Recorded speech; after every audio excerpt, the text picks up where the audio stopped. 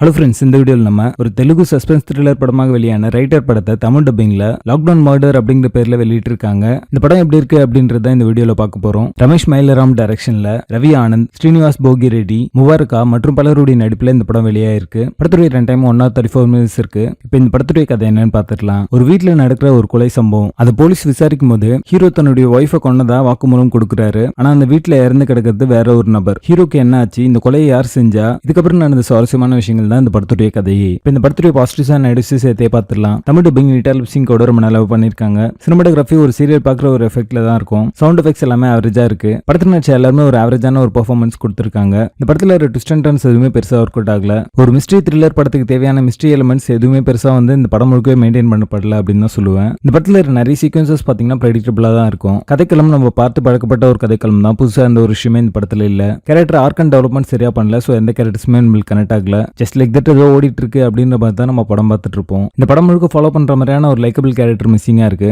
படத்துல ரீவன்ஸை சம பண்ணி ஒரு நல்ல கிளைமேக்ஸ் கொடுக்க தவறிட்டாங்க. படத்தை ஹோல்ட் பண்ற மாதிரியான ஒரு நல்ல கான்ஃபிளிக்ட் மிஸ்ஸிங்கா இருக்கு. படத்துடைய பேசிங் ஆவரேஜா இருக்கும். மொத்தத்துல இது ஒரு பிலோ ஆவரேஜ் சஸ்பென்ஸ் த்ரில்லர் படமாக வந்திருக்கு. படத்துல அடல் கனெக்ட் இருக்கு. இந்த படத்தை நீங்க ஃபேமிலியோட பார்க்காதீங்க. லாக்டவுன் மர்டர் படத்துக்கு எங்களோட ரேட்டிங் 3 out of 10.